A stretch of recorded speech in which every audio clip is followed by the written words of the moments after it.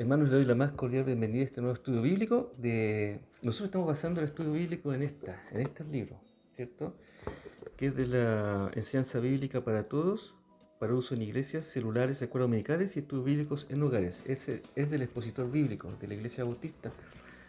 Y me estoy apoyando también en el mismo libro, pero el del alumno. Este es el del maestro y este es el del alumno. Y complementando con el comentario bíblico Mundo Hispano, en el tomo número 3, que incluye, ¿no es cierto?, Deuteronomio, que es la unidad que nos está convocando en estos días. Quiero manifestar mi gran pesar por el fallecimiento de nuestra hermana Grecia Urbano. Ella fue ella era maestro de la escuela dominical de los adultos en la iglesia bautista, en la primera iglesia bautista de Viña. Cada vez que íbamos a visitar con mi esposa a Benjamín, participamos en la iglesia bautista, en la escuela dominical sobre todo, que bueno, era culto y escuela dominical, y ella nos hacía la clase de los adultos. Se notaba una persona muy dedicada a las cosas de Dios junto al pastor como ayuda idónea. Y eso es lo que nosotros pretendemos, o que el estudio pretende hacer o hacernos pensar que nuestra ciudadanía no es de acá. Comentaba hace algún tiempo atrás con nuestra hermana Elizabeth que nos cuesta conciliar lo que son los sentimientos y las convicciones. Respecto a los sentimientos, uno tiene mucha pena cuando parte un hermano, pero nuestras convicciones nos indican que ese hermano va a la tierra prometida, como Dios le prometió a los israelitas, también nos promete una tierra prometida para nosotros los cristianos. Y esa es nuestra convicción, la tierra prometida, pensar siempre en ella. Nuestra hermana partió, nosotros nos quedamos. Pablo dice, me gustaría partir porque estoy con Jesús, pero me quedo por ustedes, ¿no es cierto? Y para proclamar la palabra de Dios. Que Dios nos bendiga y empecemos con este estudio.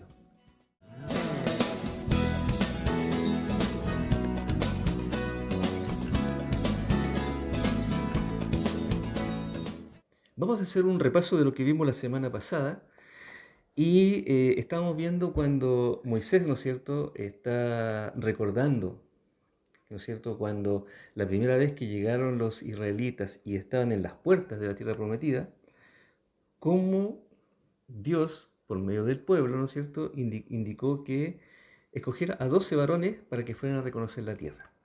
Bueno, el informe final de esos 12 varones fue que 10 de ellos trajeron muy mala noticia mundanalmente hablando, en que decían que era imposible obtener la tierra que Dios le había prometido debido a varios factores. Uno, que habían gigantes y que a los ojos de esos gigantes ellos parecían langostas. Y en segundo lugar, habían las ciudades están amuralladas, dice que las murallas llegan hasta el cielo. Claro que era una exageración, pero así lo veían ellos. Nuestra hermana Patricia Bedoya me hizo un comentario, y un comentario muy acertado. Dice, no hay imposible para Dios. ¿Qué opinan ustedes? ¿Están de acuerdo con nuestra hermana Patricia? No hay imposible para Dios. Para nosotros va a parecer imposible.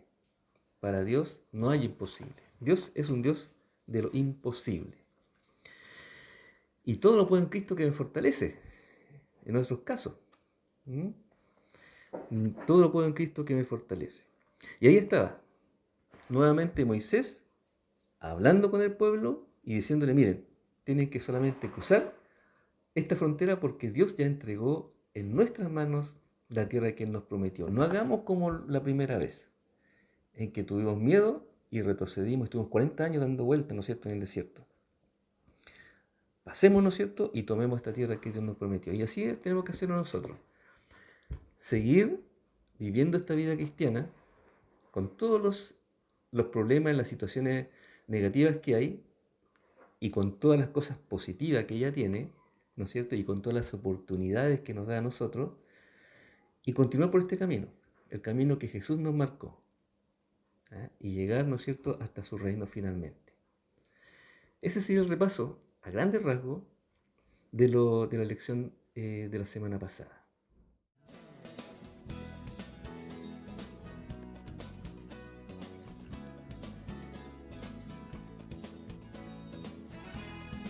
Unidad 1. Fundamentos de fe. Estudio 29. Recordar las acciones de Dios. Hay personas que dicen que no hay que mirar al pasado. Es re complicado mirar al pasado, dicen, porque tantas cosas malas que vimos, que nos pasó anteriormente, que ¿por qué seguir insistiendo en esto? Si ya anteriormente ya no fracasó la cosa. No sigamos insistiendo. Hay otros que dicen, mire, mira cómo estamos ahora. Pero ¿se acuerdan cuando hace tiempo, cuando no ocurrió esto? ¿Por qué antes estaba tan buena la cosa y ahora no está tan buena? ¿Ah? ¿Qué cosa cambió?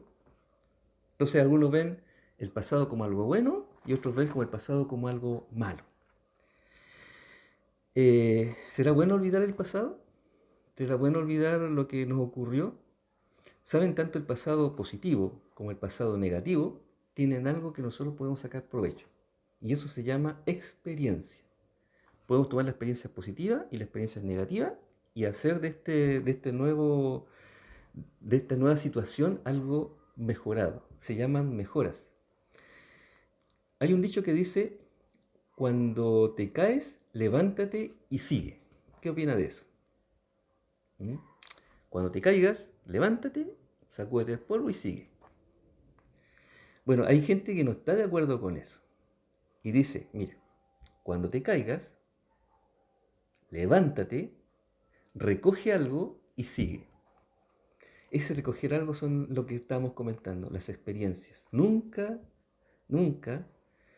eh, perdamos la oportunidad de recoger esa experiencia de nuestras caídas.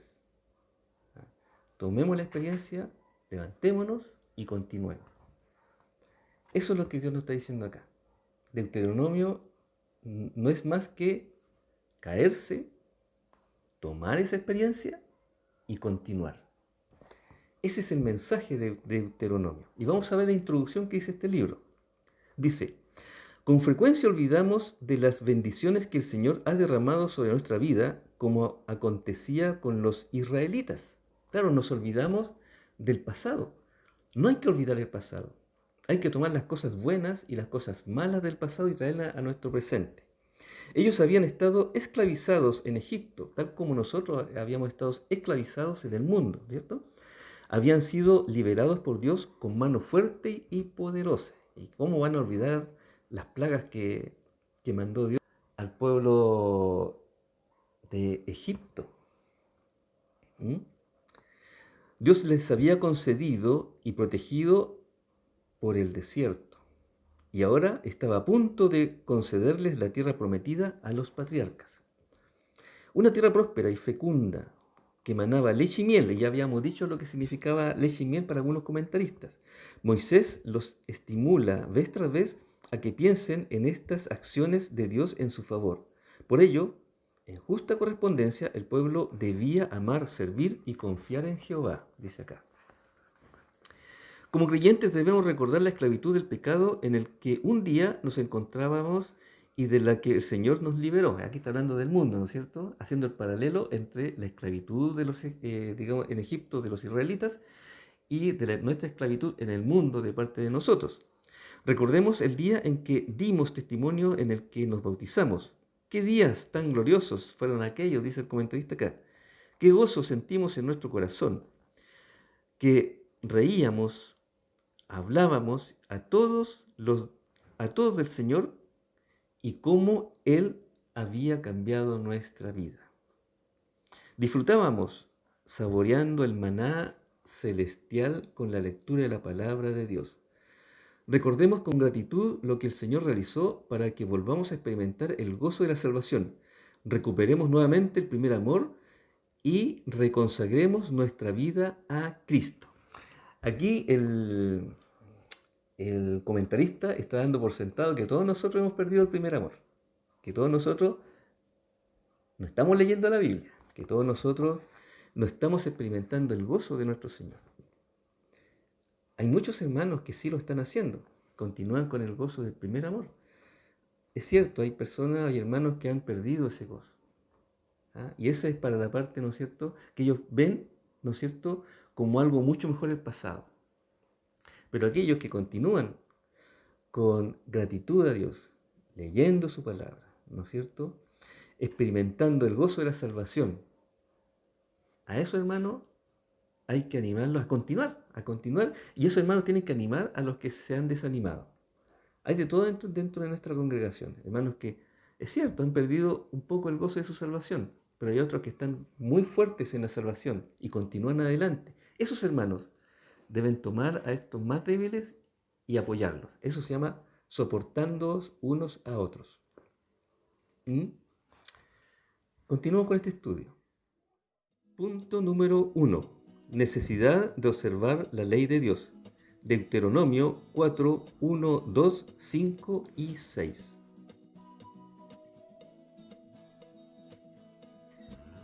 Ahora pues, oh Israel, oye los estatutos y decretos que yo os enseño, para que los ejecutéis, y viváis y entréis y poseáis la tierra que Jehová, el Dios de vuestros padres, os da. No añadiréis a la palabra que yo os mando, ni disminuiréis de ella, para que guardéis los mandamientos de Jehová vuestro Dios que yo os ordeno. Mirad, yo os he enseñado estatutos y decretos como Jehová mi Dios me mandó, para que hagáis así en medio de la tierra en la cual entráis para tomar posesión de ella. Guardadlos, pues, y ponedlos por obra, porque esta es vuestra sabiduría y vuestra inteligencia ante los ojos de los pueblos, los cuales oirán todos estos estatutos y dirán: ciertamente pueblo sabio y entendido, nación grande es. Bien, Moisés empieza escribiendo lo siguiente, versículo 1.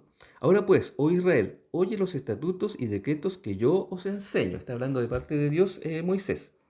Moisés, luego de relatar lo que Dios ha hecho por Israel, amonesta al pueblo sobre lo que ellos deben hacer como sujetos de Dios y recipientes de su favor. Los estatutos y decretos de Dios son los mejores medios para que un pueblo sea enriquecido moral y espiritualmente. Aquí se dividen en dos. Los estatutos, ¿qué es lo que son?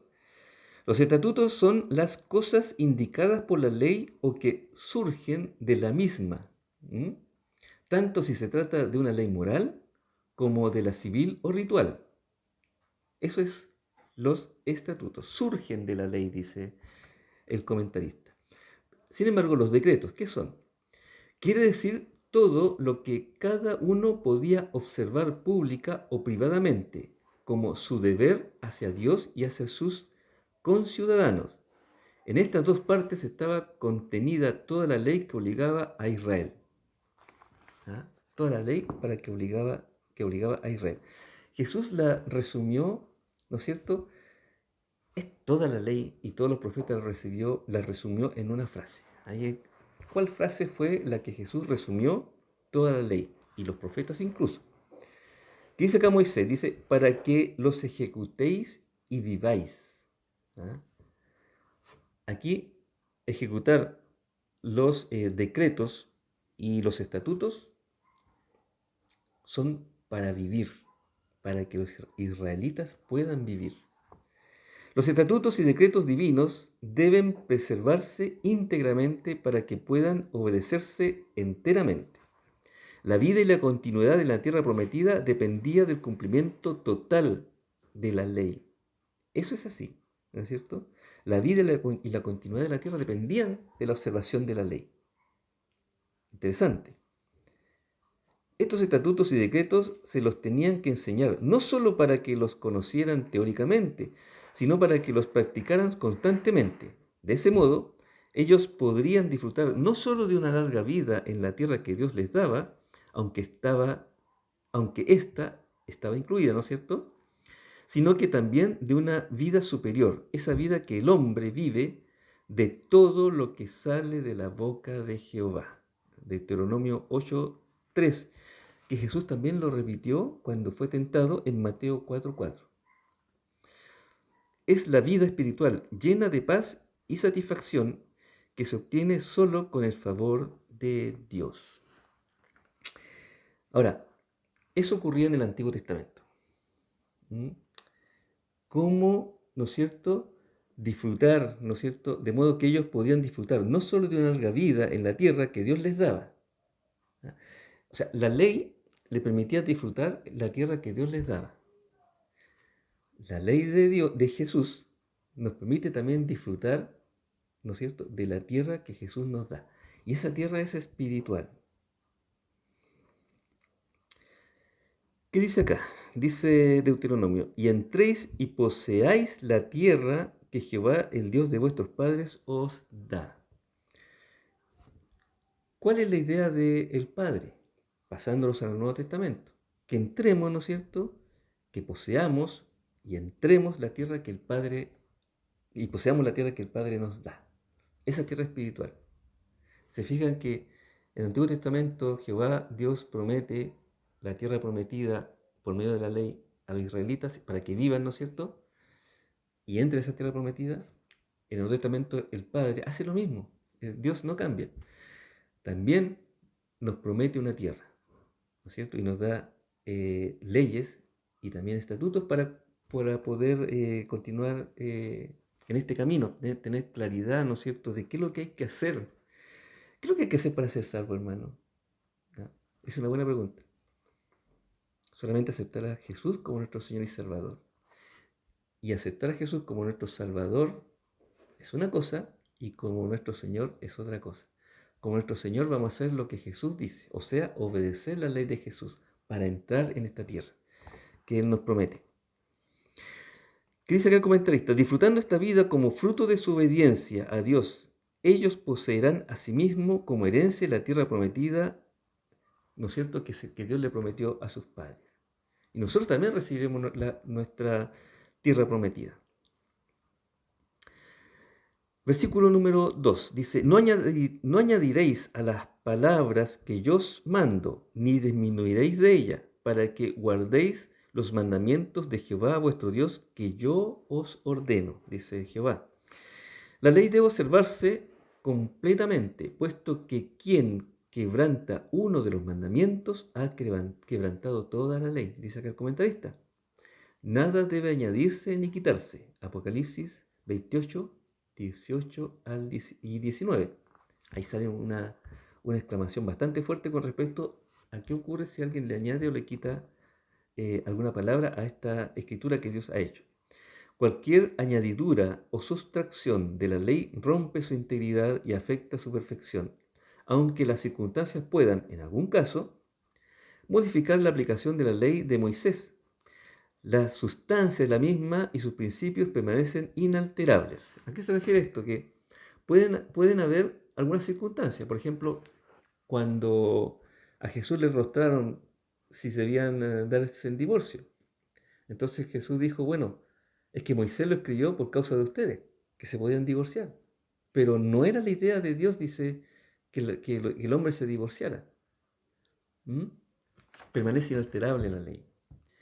También el cumplimiento de la ley trae consigo una bendición, la permanencia en la tierra prometida. Y esto es para los israelitas, ¿no es cierto? Nosotros no tenemos esa tierra prometida. Dios no nos ha prometido la tierra, ¿no es cierto?, que a los israelitas le prometió. Nosotros nos vamos pensando en la tierra prometida en Canaán. Entonces dice, también el cumplimiento de la ley trae consigo una bendición. ¿Cuál es? La permanencia en la tierra prometida. Además, la vida dependía del cumplimiento de la ley. Nosotros estamos pensando en el reino. Los israelitas estaban pensando en Canaán. Esa es nuestra diferencia entre el Antiguo y el Nuevo Testamento. Dios no cambia. La ley no, el pensamiento de Dios no cambia. Versículo 5. Mirad, yo os he enseñado estatutos y decretos como Jehová mi Dios me mandó, para que hagáis así en medio de la tierra en la cual entráis para tomar posesión de ella. Los estatutos que Moisés les enseña no son simples normas humanas, dice acá, ideadas por el propio legislador. Son los mandamientos de Jehová, tal y como Él los ordenó, y por lo tanto su obediencia es imperativa.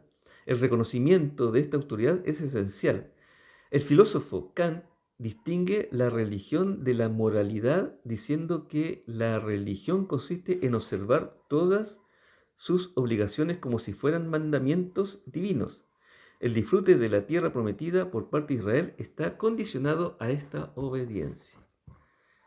Hay una condición para que, lo que está diciendo acá, que hay una condición para que Israel disfrute de la tierra prometida. Es obedecer la ley. ¿Se fijan? Es obedecer la ley. Por eso Jesús, cuando estaba en la cruz y murió, dice, consumado es. Empezó un nuevo testamento. Pero siempre tienen estos paralelos. Es cierto, nosotros no estamos bajo de la ley, pero no significa que estemos sin ley. Nosotros estamos bajo la ley de Jesús. Versículo 6. Guardadlos pues y ponedlos por obra, porque esta es vuestra sabiduría y vuestra inteligencia ante los ojos de los pueblos. Ellos iban a entrar a un pueblo que tenía idolatría, que tenía un montón de cosas. Ellos iban a llegar con estas leyes. Y dice acá la palabra de Dios que esos pueblos se iban a admirar de la inteligencia y la sabiduría de este nuevo pueblo que estaba entrando, Israel. ¿Qué dice acá el comentarista? Para los israelitas la observación de los mandamientos produciría vida y para las otras naciones les causaría la grata impresión de reconocerles como los depositarios de la verdadera sabiduría e inteligencia. De modo que se vieran obligados a decir que aquella era una nación sabia. Eso dirían los otros países o los otros pueblos de ellos. No es lo mismo tener conocimiento que tener sabiduría. El tener conocimiento significa dominar una serie de fechas, datos o principios básicos que podemos repetir de memoria. Eso es conocimiento. Cosas que uno repite de memoria. ¿Mm? En cambio dice, la sabiduría consiste en aplicar los conocimientos a la vida práctica.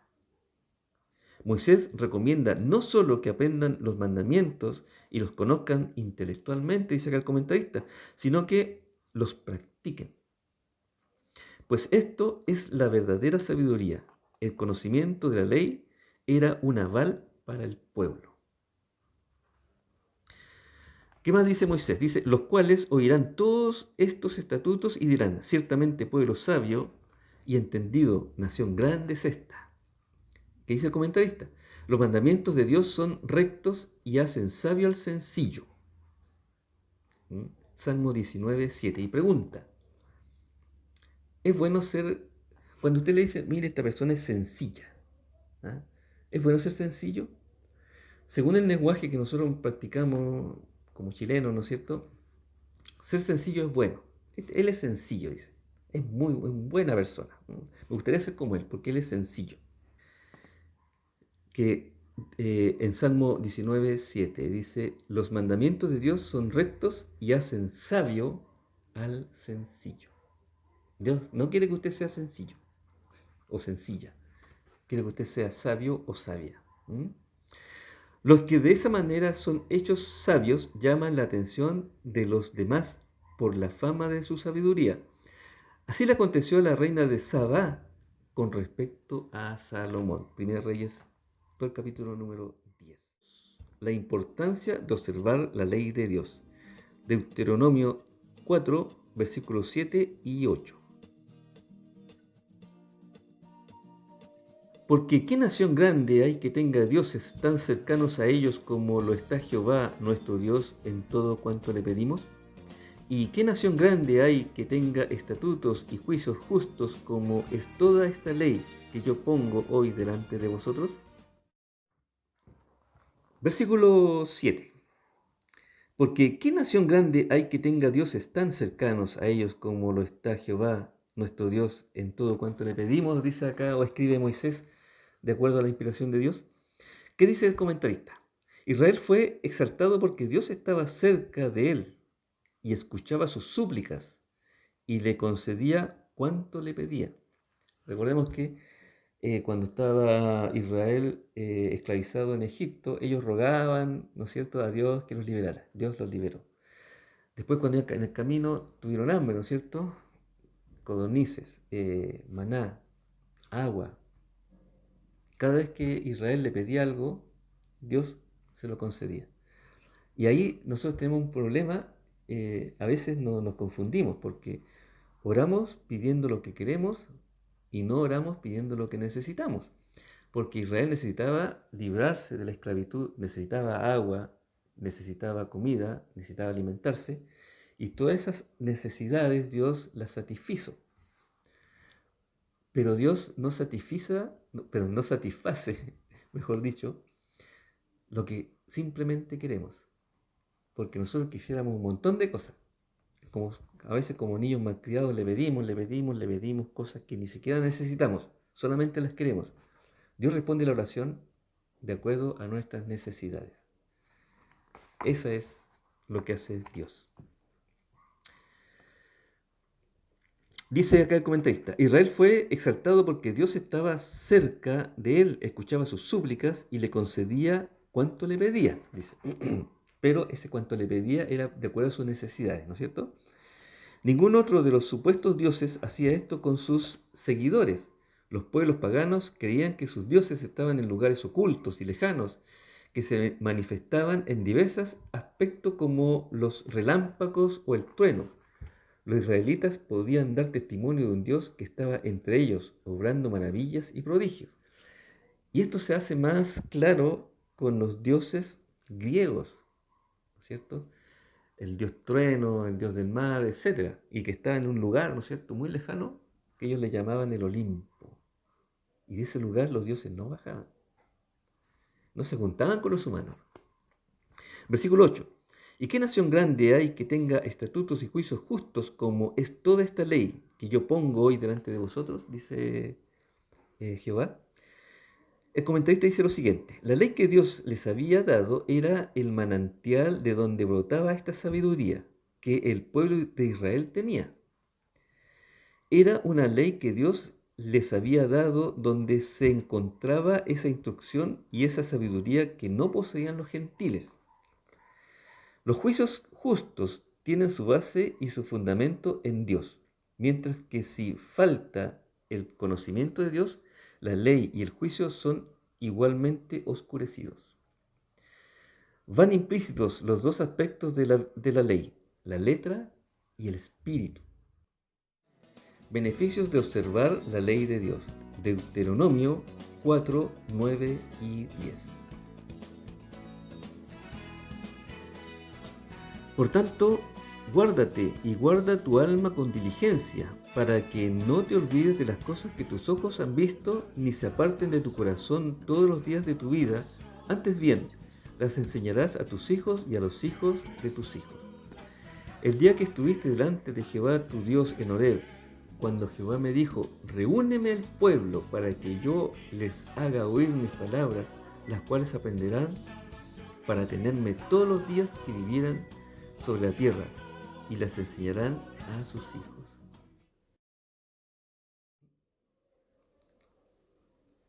Le quiero hacer una pregunta. Usted como cristiano, ¿cierto? Como cristiano adulto ya, cuando usted tenga nietos, si es que no lo tiene, supongamos que su nieto o su nieta no sabe de Cristo, no sabe de Jesús. ¿Usted se sentiría responsable? Si me preguntan a mí, yo diría, bueno, en realidad el responsable de mi nieto, en realidad es mi hijo. Él tiene que enseñarle a mi nieto. Yo ya le enseñé a mi hijo y mi hijo tiene que enseñarle a mi nieto. ¿Qué dice la palabra de Dios con respecto a eso? ¿Hasta dónde llega su responsabilidad? Vamos a verla en este momento. Por tanto, guárdate, dice el versículo número 9, y guarda tu alma con diligencia para que no te olvides de las cosas que tus ojos han visto, ni se aparten de tu corazón todos los días de tu vida.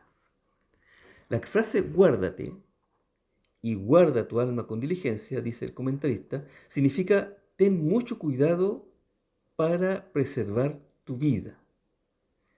Acá hace un paralelo con Job 2:6 y Proverbios 13:3.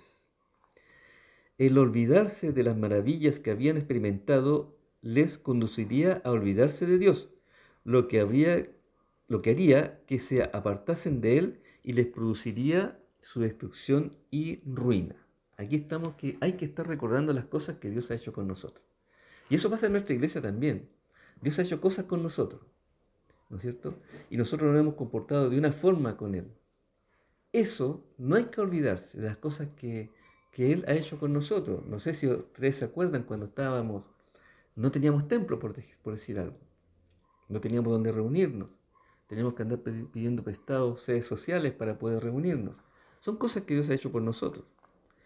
Dice acá Moisés, antes bien, las enseñarás, escuche bien, a tus hijos y a los hijos de tus hijos. O sea, ¿a quién va a ser responsable Dios si su nieto, ¿no es cierto?, no ha recibido la palabra? Usted es responsable como abuelo o como abuela, de su nieto también. Y es responsable de su hijo. ¿Qué dice acá el comentarista? Estas enseñanzas las debían también transmitir a sus hijos y a sus nietos. Aquí tenemos el fundamento de la enseñanza sistemática de la palabra de Dios y que es un mandato impuesto por el Señor. Una de las mejores maneras de lograrlo es mediante el estudio sistemático de la Sagrada Escritura en la escuela dominical, en los estudios bíblicos, en los hogares. Nosotros teníamos antes estudios bíblicos en los... Es una cosa del recuerdo que uno dice, esas cosas deberíamos hacerlas nuevamente. Tener estudios bíblicos en los hogares. Fíjense que los estudios bíblicos en los hogares asistían más personas que los estudios bíblicos cuando lo hacíamos en el templo. Por ejemplo, en los hogares, en el templo llegábamos como 4, 5 personas, 7 personas. Pero en un hogar se reunían 15, en otro hogar se reunían 15, estaba toda la congregación en el estudio bíblico en los hogares. Y se terminó. Debemos recordar esas cosas y traerlas de vuelta.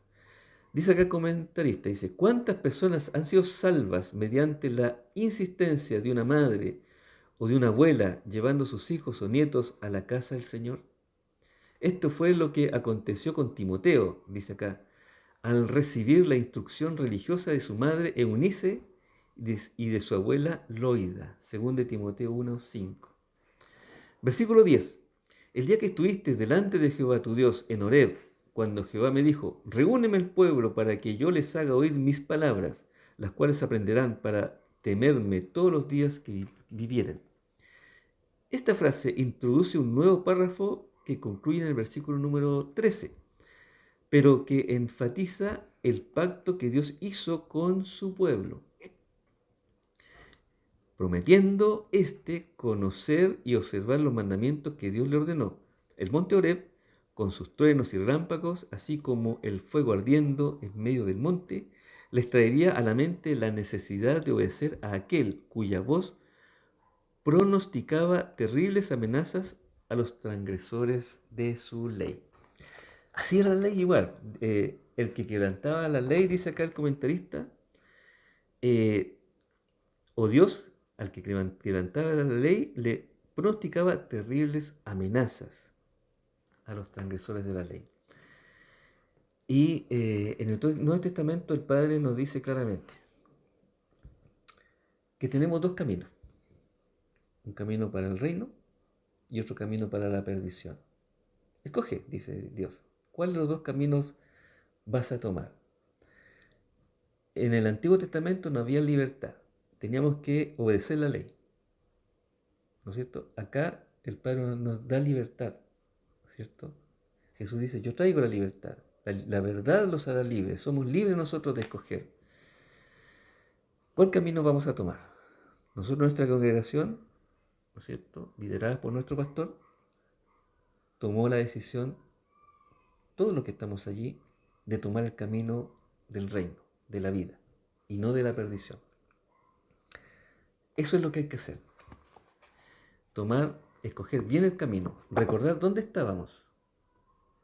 Y ese dónde estábamos es para dónde íbamos. Y no íbamos a un lugar bueno. Dios nos muestra el lugar bueno y nos invita a seguirlo.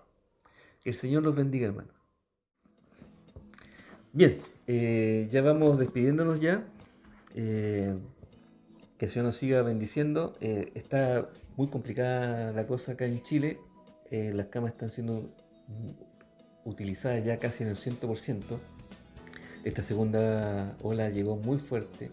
Dicen que la nueva cepa, la de Inglaterra, no solo es más contagiosa, sino que tiene más elementos que complican mucho a las personas. Por lo tanto, cuídense, hermano. Todavía la vacuna, si bien es cierto, ya llegó y de hecho hace como una semana atrás, a ver, el día lunes o martes, ya me pusieron la vacuna. El pinchazo no se siente, el hombro sí duele un poquitito, eso sí. Pero a todas las personas que trabajamos en los hospitales y en cosas asociadas a la parte clínica, ya hemos sido vacunados. Esperamos que pronto empiece a vacunarse la población. Eso no significa que vamos a estar relajados.